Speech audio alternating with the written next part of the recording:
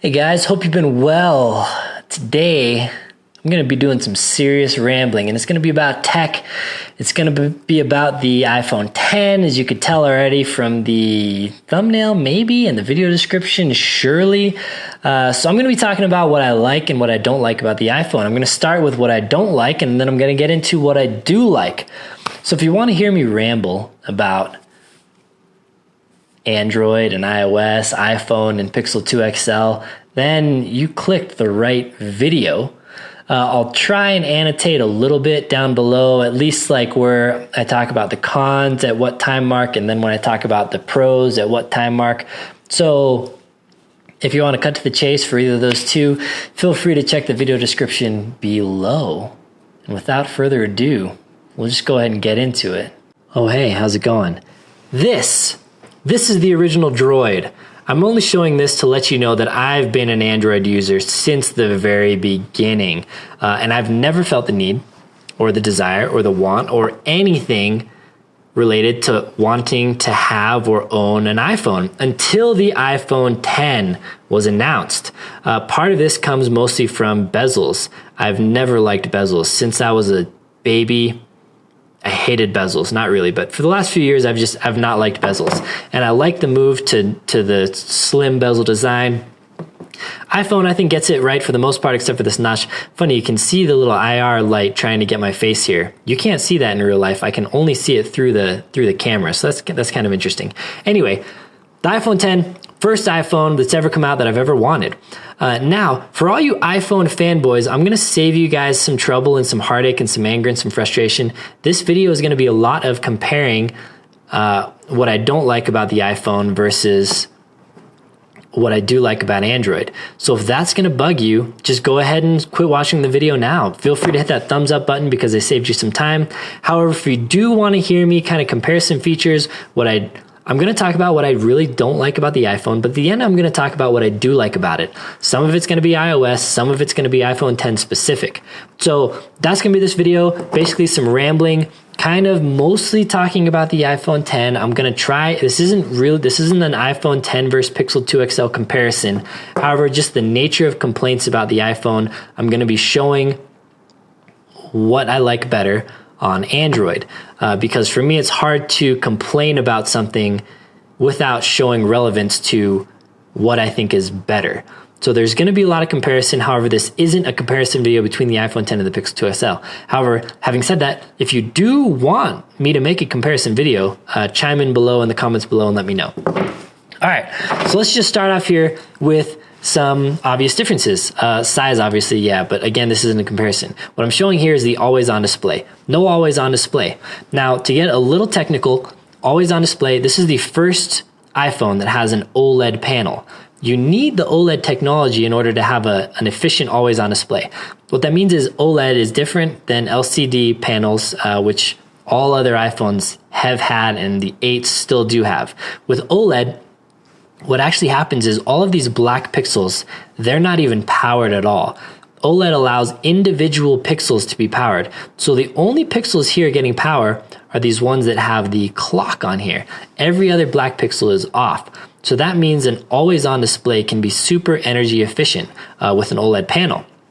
Having said that, this is iPhone's first OLED panel. So the hardware is there to do it, but the software doesn't support it yet. Why doesn't it? I don't really know. I think it's great. Always on display is nice because if you have your phone on your desk in the corner or in a dock or whatever, just at a glance, you can see if you have any notifications, you can see the time. It comes in handy a lot. Also, this Android phone and most have a little flashing LED notification here. So even if you weren't using an always on display, there is a little flashing LED that would let you know that you have a notification. Sorry about the Phoenix lights here on my phone. This is a reflection of the bottom of my monitor here. I don't really feel like turning it off. I could kind of move it over here or something, but you're just going to have to deal with that. So let's talk about FaceTime. How's it work? It works pretty well overall. Like right now though, it's trying to pick up my face and it's behind the camera, so it's not gonna work. So if you don't, it takes a few seconds here and then it'll give you the option to hit your passcode. That kind of sucks that there's that delay because it could search for your face while the password thing popped up and save you a couple seconds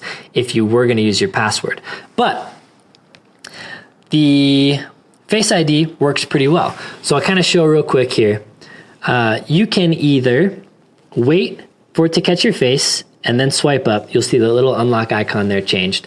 Or you can just swipe up instantly, and once it catches a reading on your face, it'll open the lock screen. That's what I'll do this time.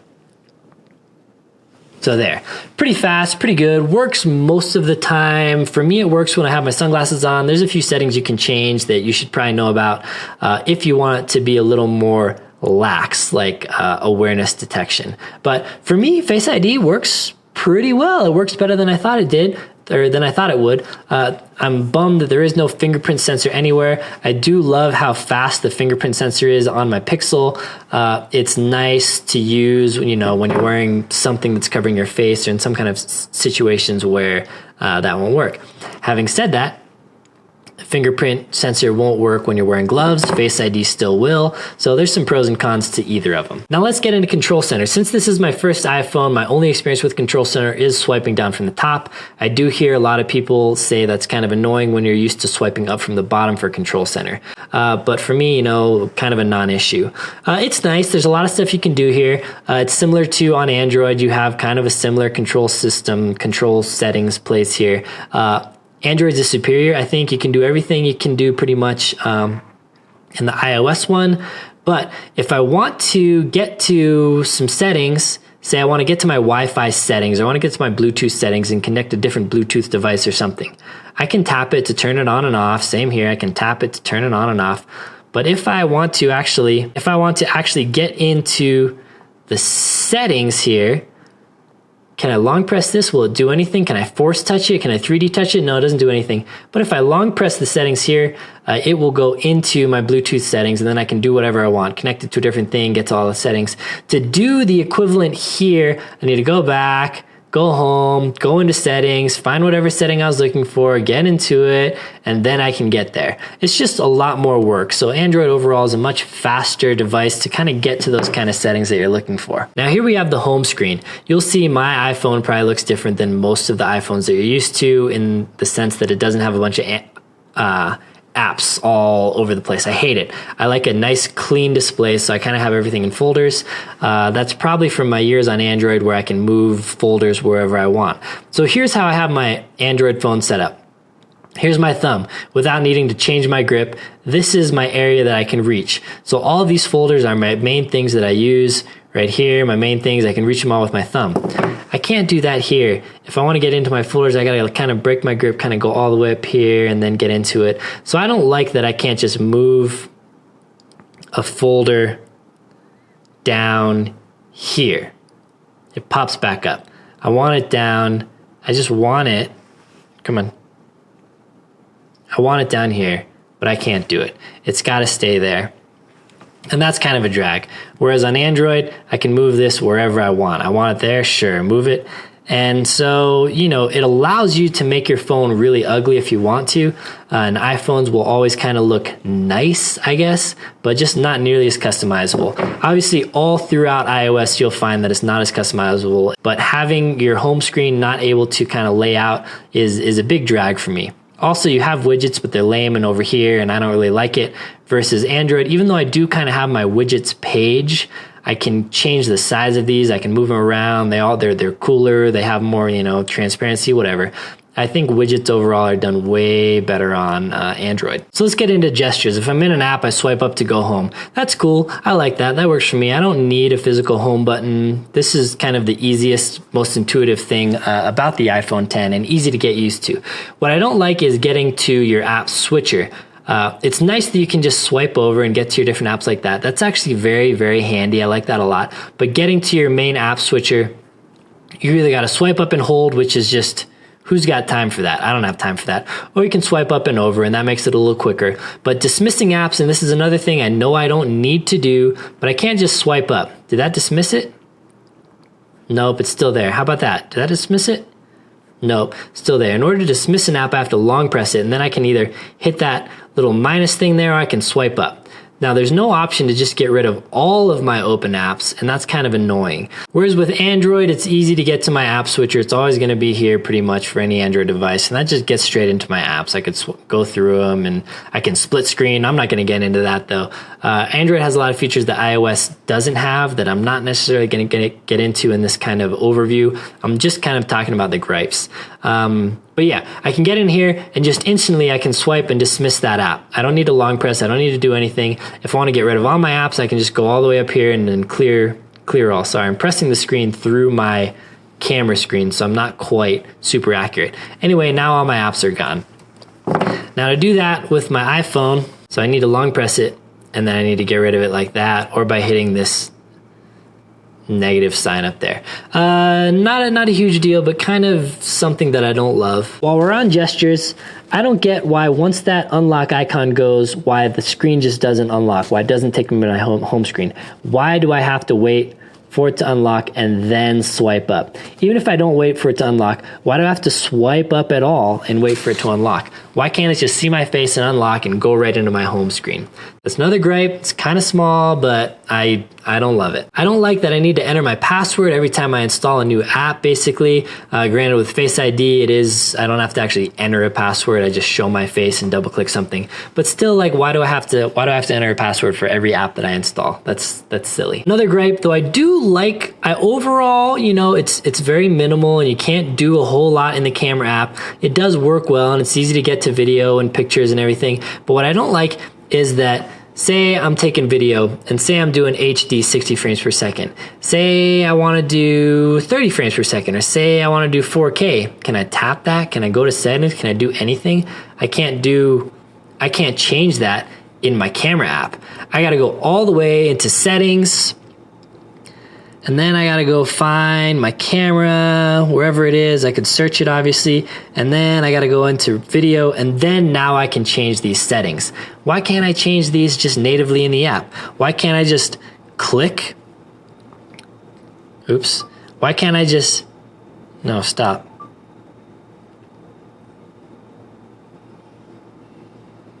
Okay. Well, now my video doesn't even show...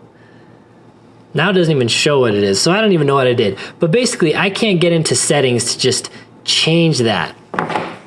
Conversely, here we have Android. We go into video mode, and now I can do a bunch of different stuff.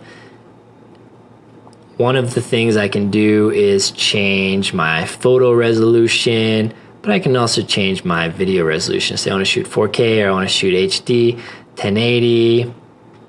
All kinds of options I can get into natively from the camera app. Nice, fast, easy to do. I love it. Granted, the whole camera app experience, I don't know. There are some things I like about the iPhone version better than Android. But my main gripe is that I can't get deeper into settings in the camera app natively without going into the settings. And that's kind of something that is just the bane of my existence in iOS. There's not a whole lot of native adjustability for the apps that you can do within the app. A lot of the settings that you have to do for any of these apps, you got to go all the way back into settings and then find the app and then get into the actual settings. I think that's just a big pain in the butt. Now, another thing I don't love is UI inconsistency. Now, if we go into an app, something like this, and I'm, scrolling through Instagram or whatever, and I go into a profile and I want to go back, most of the apps will have something in the top left here. Why is it in the top left? Like, why isn't it like top right maybe where I can reach? Why is it got to be at the very far corner to go back? A feature that I use a lot.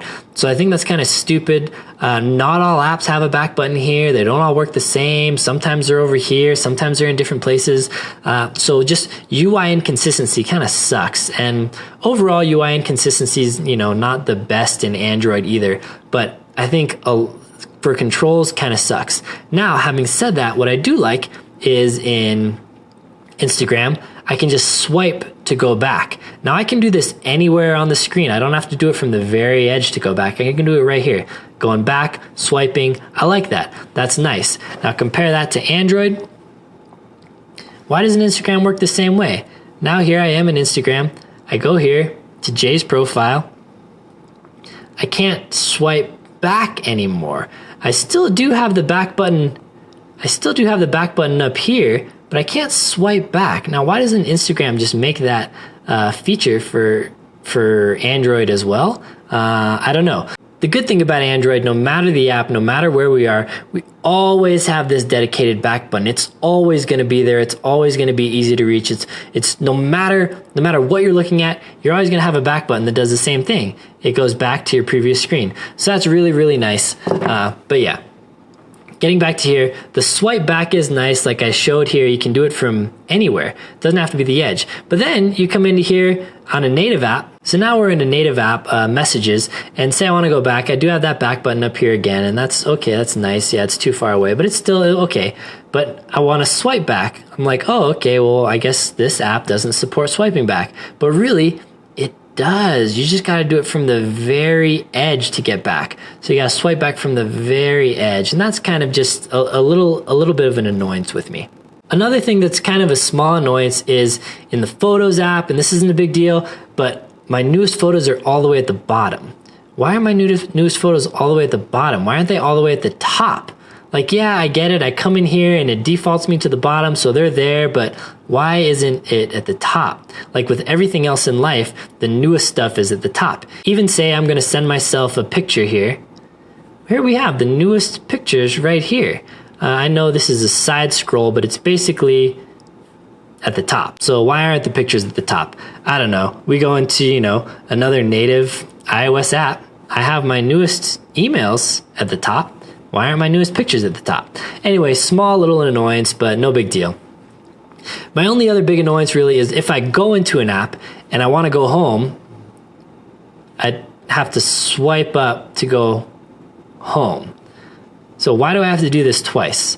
I could see sometimes maybe I would want to go back to the folder that I was in, but really, if this is meant to take me home, this is the home button, it's not the back button, it's not meant to take me back, it's meant to take me home.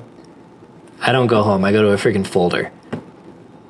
And I gotta do 2 steps to go home. Again, a minor annoyance, but if I'm here, if I'm in a folder, I go into Instagram and then I hit my home button, it takes me home like it should. It doesn't take me back to the folder. So another little annoyance with just kind of going home and how there's kind of just UI inconsistencies across iOS. What I don't like is that the notch means there's no consistent kind of icons, notifications and stuff in the bar anymore. And that's kind of a big bummer. Android, we have the whole bar. I don't have any notifications to show you right now. Let me text myself real quick. All right, so now I have a notification. What I like is this persistent notification. So if I have new notifications on Instagram or text messages or whatever, when I'm at my home screen, I can see that I have new notifications. Now I can't see anything like that here. Now we do have this notification section, but I don't even want to get into how crappy that is right now because that kind of sucks. But yeah, no persistent bar on the iPhone 10, and that's a bummer, but that is life with the notch. Now the camera overall is good, but one thing that kind of is a bummer is the front portrait mode. Let's go ahead and take a picture. I don't know why it keeps popping that notification up. Let's take a picture here.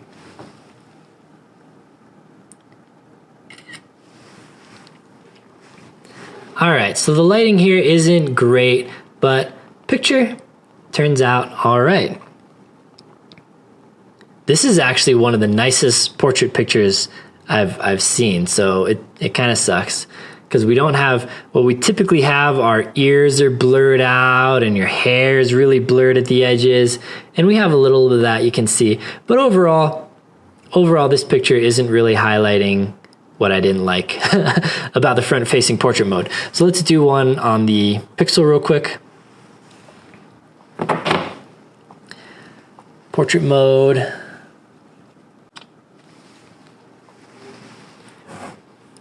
Takes a second to process. All right. Let's get some focus here. Okay, so we have here is nice sharp edges. Hat is nice and sharp. Whereas we have here, that hat is blurred out, even though it's in the same focal plane as my face and really shouldn't be blurred out. Now with all the notches and everything and all the tech in this front-facing camera, I find that the edge detection is horrible. Now, which shot is better? I don't know. The Pixel front camera has more dynamic range, it's sharper, it's maybe more accurate, but the iPhone does usually warm up the colors a little more. It does kind of smooth out the skin just because it's not as sharp. So overall, I don't know. Pleasing to the eye, maybe the iPhone 10 is a more pleasing picture, but mostly my gripe is with edge detection. Now, like I said, this is one of the better edge detection photos that I've seen out of this camera ever. So I was hoping it would highlight some other inconsistencies that I've seen as far as edge detection. Edge detection with the Pixel front-facing camera overall I found is better, but yeah, definitely hard to tell here. iPhone 10, all that to say, really great camera. The rear shooters are much more similar between these two cameras. The dual lens does help it kind of get better edge detection, but the robots over at Google are also really good at edge detection. Now let's talk Siri versus Android Assistant. Siri just sucks. There's a million videos out there showing the differences and why it is worse, but let's just do a simple test here with something like a feature that I would use that Siri can't do that Android seems to do better. Search Olight M2R Warrior on Amazon. Opening up. I'm not finding anything for M2R Warrior. So what we have here is Olight M2R Warrior. Perfect. Opened it in the app, did everything I wanted to do. Siri can't even understand what I'm saying. Sorry, my dog is snoring over on the side of me. I'll kick him if he keeps doing that. So here we have, I'm not finding anything for M2R Warrior. So dictation is way better in Google, but even let's do something easy. Search hand soap on Amazon. Sorry, I couldn't find anything called hand soap. Couldn't find anything called hand soap. What? You couldn't find anything called hand soap? Search hand soap on Amazon. Opening up. Boom. I mean, that's just one example of hundreds and hundreds of examples where Google Assistant is way superior to Siri. So unfortunately, Siri just kind of sucks. What we have here is the Lightning port. Why are we still on the Lightning port for iPhones when every other modern phone and device has switched over to the USB-C, which is similar in size and way better? We even have Apple's very own MacBooks switched to the USB-C. Why do we have Lightning still? I don't even know. Did you know that if you buy a brand new iPhone and a brand new MacBook, any model of the MacBooks, you can't even connect these devices with a cable without buying a separate adapter if you wanted to? That's ridiculous. While we're talking about it, while the iPhone 10 does support fast charging, you can't fast charge with the charger that comes out of the box. I don't think there is a single Android phone that supports fast charging that doesn't come with a fast charger out of the box. There's no such thing as smart unlock. Unfortunately, if you don't have an Android phone, you probably don't know anything about that. Even if you do have an Android phone, you might not know anything about that. What it is basically is Android, I can program different locations. I can set my home, I can set my office. I can also set devices if I have this Bluetooth connected to my car, if I have it Bluetooth connected to a pair of headphones or something. What it allows it to do is, even though it says there's a lock and a lock icon, I don't actually need to enter my password. I don't need to enter my fingerprint. I can just unlock my phone by swiping up like normal without pointing, no face unlock, no whatever. It just knows that it's location aware or device aware, that I can unlock it whenever. That's a big benefit. If, that means you don't have to use your Face ID, you don't have to use your fingerprint reader if you're in a location that you feel is secure. No such option on the iPhone. Now this is gonna kind of sound petty, but it is what it is. Say I'm coming here and I want to send an emoji, and I go to emojis. I can't search an emoji. I want to look for a chicken emoji. I can't do that. Okay, so I need to pre-plan this. Let's go back here. Let's search chickens. Okay, there's two emojis here. These don't even always show up, but they're showing up here. So there's 2 emojis, and I know there's more though, but that's all I got. That's all that's showing up here. So we go into emojis now, and now there's no more chickens at all showing, but oh, it is orange. Okay. So maybe I can tap it. Oh, okay. But still only showing me two chickens here. Maybe I need to search chicken. Okay, I gotta go back to my keyboard. Chicken. Oh, okay, there we go. I got some more. So chicken. Okay, now I only have three chicken options for my emojis. Okay, that's a huge pain. I've installed Gboard on here. So now I want to go into my emojis. I want to find chicken. I can just search my emojis. Chicken. Wow, look at all those. There's actually 6 chicken emojis available. These are chicks. Look at that. I didn't even actually I completely misspelled chicken because I wasn't even looking at the keyboard when I typed. And it still gives me all these chickens. Let's spell it right. Let's see. Yeah, okay. So I misspell it.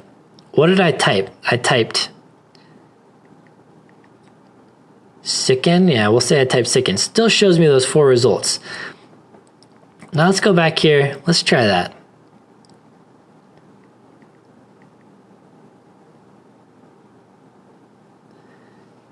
Now it doesn't, I can't even try and search Kicken. Oop, I didn't mean to look up. I can't search this. I can't get emojis on this. I can't do anything with this. So that's all to say that the stock keyboard is just kind of lame, and as with everything in iOS, just takes longer to do the things that I've come to appreciate from my Android phone. So here is the normal keyboard. There's no swipe. There's no nothing. Kind of annoying. I find typing with one hand, swipe is so much faster and easier. What swipe is, if you don't know, is swiping. You can just swipe the words. Yeah, beautiful. Doesn't have that on the stock keyboard. Okay, so I want to say what, and then I want to go to my question mark. There's nothing here. I got to go all the way into here and hit question mark. It's kind of a pain normally, but here we go. We have what, and then I can just long press this to get into any number of kind of common things like that. So without having to go to the other keyboard, I can just do that. Super nice. But even the Gboard on iOS isn't nearly as good as the Gboard on Android. You see all of these icons. I can long press to get to any of them. I have numbers at my disposal anytime. Oops. Sorry, again, I'm not really looking at my screen here. What? Question mark. Can do a question mark here. Anyway, I find that the keyboard is way worse on iPhone. It is clean. It looks nice. And, tapping like this works pretty well. But it's just, again, everything takes longer to do on the native iOS stuff. Here's another thing that's kind of annoying. So I come in here. I want to play some music. We'll just play whatever. Okay. So now I'm playing some music. Speakers are good, but I'm not going to get into it. And say I want to turn up the volume. Okay, turn up the volume. But how do I turn up the volume on my ringer? Say I want my ringer to be really loud when my music's loud. There's no way to do that without going deep into the settings, finding my ringer, sounds, whatever. Oh, it's such a pain. So let's pause that. Let's say we want to do a similar thing on Android. Come in here, play some music. All right, playing music. Nice. I want to adjust the volume, up or down. Cool, you see it says media. I'm adjusting the media volume right now. Now if I want to adjust the ringer volume, I just hit this arrow. Oops. I just hit this arrow, and now I can adjust my ringer volume, my alarm volume, my media volume. Whatever, just very easy to change stuff. Again, just much faster to get to whatever I need to get to in Android. Now, it's not all bad. There are some things I really do like about the iPhone. I love the screen. A lot of people will agree with me that the screen is just great. It's kind of silly to show it here. Screen on the Pixel is arguably the worst OLED panel that's on a modern phone. I think it's fine. Most people, 99% of people, granted if they got a good one, there are some kind of bad ones. There are some kind of defects out there that do genuinely have bad screens. I didn't get one of those.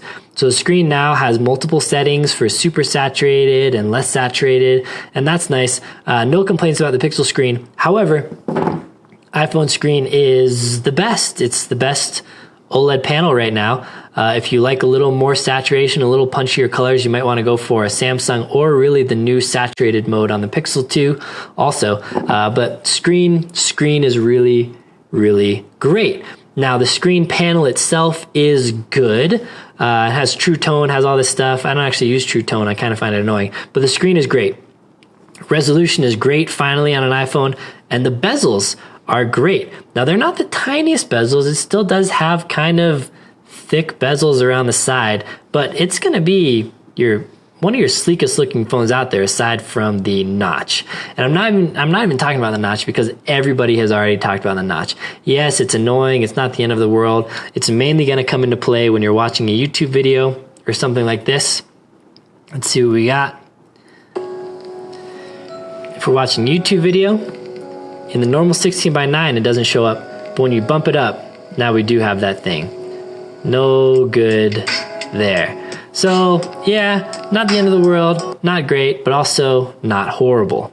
The size of this phone is great. 5.8-inch screen. I don't really know if that's measured from the theoretical corners or to the rounded corners. I think it's to the theoretical corners, assuming this was an actual rectangle without rounded corners. But the size is great. I mean, we have this here. This is a 6-inch device. Screen is just a little bit bigger, but the phone you can see is much bigger. Granted, there are Android phones with smaller bezels than the Pixel, but the phone size to screen ratio is great. I think this is a perfect size phone. Feels great in my hand. I think the Pixel 2 XL is a little bit big for me. I would prefer it to be this size. So the size of the iPhone 10 obviously is going to be preference, but for me is perfect. It does have wireless charging, glass back. Pixel 2, again, this isn't a comparison. This doesn't have wireless charging. A lot of Android phones do. Wireless charging, is that a deal breaker? I don't know. I don't use it. I've had phones, my first phone, I think 4 or 5 years ago, had wireless charging, and I used it when it was new and cool and just kind of never used it again. So for me, I don't really use wireless charging, though I would definitely say wireless charging is for sure a pro. So we do have this thing. It is kind of tough sometimes to get up here to get to the corner, but we do have this thing called reachability, which you just swipe down from the bottom here and it drops everything down. And now I can get to my control center without going to the top corner. That's nice. It's not super easy to get there, but it does allow you to be able to swipe down from the top corner to get to control center without having to swipe the actual physical top corner. I do like flashlight from the home screen. That's nice. Force touch to turn it on, I think. Boom, it's on. And then turn it off. Force touch again. So having the flashlight button from the home screen is nice. iMessage is great. It's definitely the best messaging app out there by far. So if you are talking to other iPhone people, iMessage blows anything that Android has out of the water. However, Android does have this new thing called Allo, which I haven't really tested, but it seems pretty featureful, but it means you have to have Allo. It is compatible and it's probably good, and if everyone was on it, it would be really great, but everyone's already on iMessage and it works really well, so iMessage definitely good. It is nice that in a native video, let's just make a video real quick.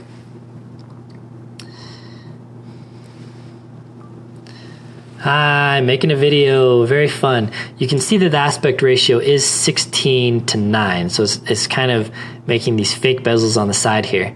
In playback, we can play it in native 16:9, but we can also make it go to the 2:1 aspect ratio, which is cool. You can do that in YouTube. This is really just zooming is what you're doing here.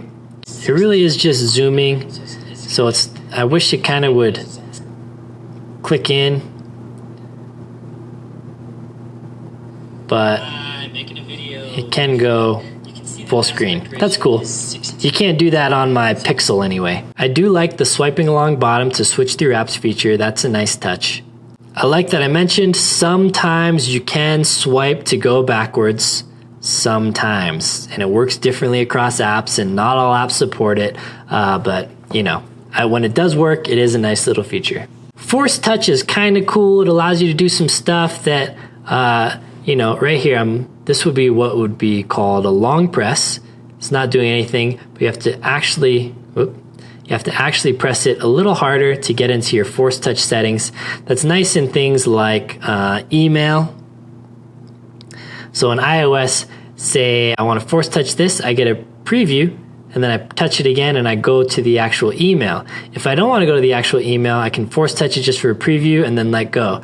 So it is kind of cool for some features, but I don't use it a whole lot. And actually a lot of times it kind of gets annoying, especially when I'm typing here and I'm swiping. If I swipe too hard, then I can initiate this force touch thing, which if you didn't know, the force touch allows you to move your cursor, which is a nice thing, but I don't like accidentally getting to it. So force touch overall I think pretty cool, but sometimes kind of gets in the way.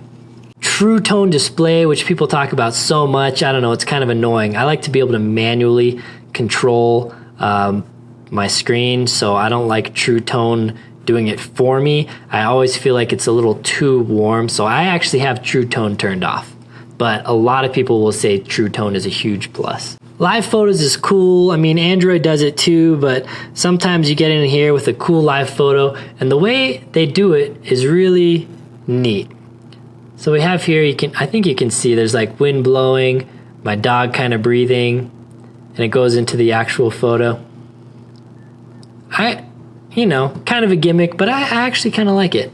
Camera, goes without saying, is really great. However, there are other great cameras out on the market as well that are just as good, arguably better. Arguably the Pixel's better, but the iPhone is best in a couple areas. It does 60 FPS 4K, so it can film 4K at 60 frames per second, whereas any other even flagship phones out right now can only do 30 frames per second in 4K. Also, it can do 240 frames per second in 1080p, which is awesome. Other phones right now can only do 240 frames per second in 720 or 120 frames per second in 1080 full HD. So camera certainly from a specs game is really, really good. Does have the optical zoom also, which is a telephoto lens, which has optical image stabilization.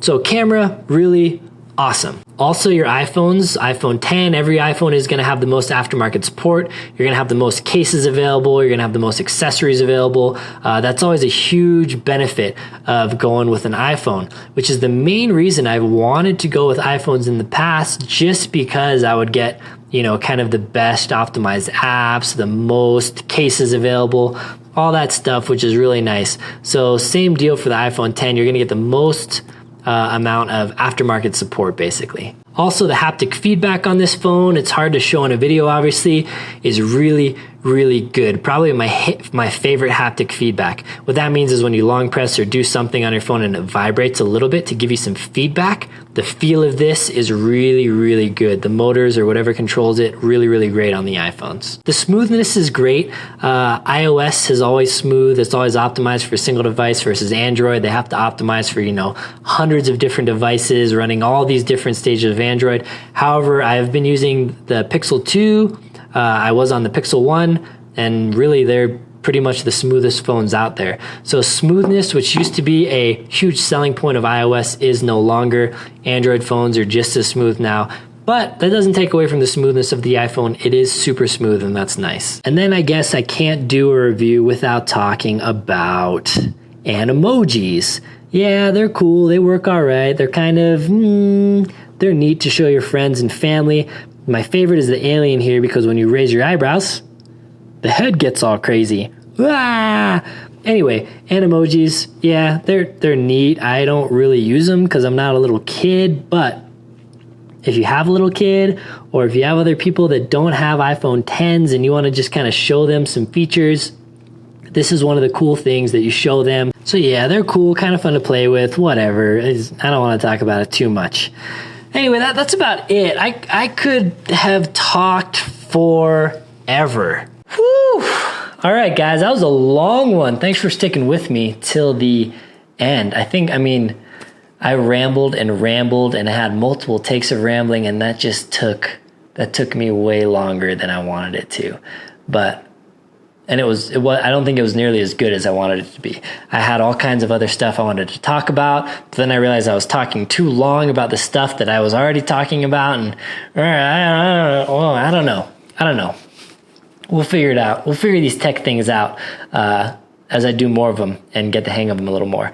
Anyway, if you have any questions, comments, feel free to ask them below. Again, I've had a fair amount of experience in both worlds by now. If there's other items, other videos you want me to do comparing this with something else or that with this or tech stuff, let me know. I love tech. I'm maybe more into tech than I am into guns and stuff, but that's tough to say. I'm not really sure. I'm really into guns and stuff too. So, but like I said, if there's any videos you want me to do, let me know. I talk so much that I'm like losing my voice. I realize, I think, or just I haven't drank enough water.